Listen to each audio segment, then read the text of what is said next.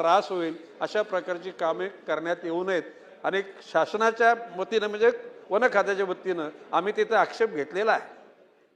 ठीक आहे, बोला आव्हाड साहेब.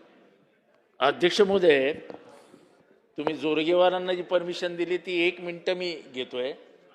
अध्यक्ष महोदय, तुमच्या मतदारसंघाच्या आपल्या वनमंत्र्यांच्या मतदारसंघाच्या बाजूला असलेल्या ठाण्यामध्ये येऊर येथे राजरोसपणाने उत्खनन केलं जातं आहे. त्याच्या विरुद्धचा अहवाल आलेला आहे. त्याच्यामध्ये तहसीलदाराला परमिशन दिली म्हणून दोषी धरलेला आहे. तरी मी हे आपल्या निदर्शनास आणून दिल्यानंतर आपण काही त्याच्यावरती काही कारवाई करणार का? माननीय अध्यक्ष महोदय, सन्माननीय सदस्य जितेंद्र आव्हाड यांनी येऊर हा नॅशनल पार्कच्या लगतचा भाग आहे.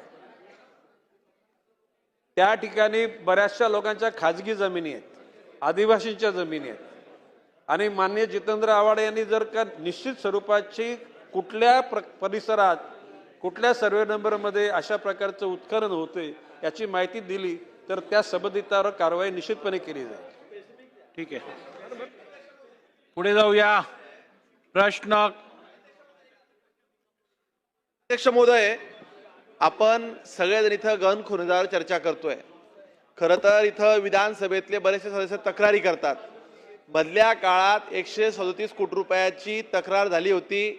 त्यात मुक्ताईनगरच्या प्रकरणात SIT लागली होती. अध्यक्ष महोदय, त्या SITची वस्तुस्थिती अशी आहे, SIT मध्ये निर्णय झाला. या विधिमंडळ सदस्याने तक्रारीनंतर त्या SITच्या निर्णयानंतर ते प्रकरण हायकोर्टात गेलं. हायकोर्टात अनेकदा विचारणा झाली की शासनाने यात काय म्हणणं आहे. 137 कोटीच्या प्रकरणात शासन अजून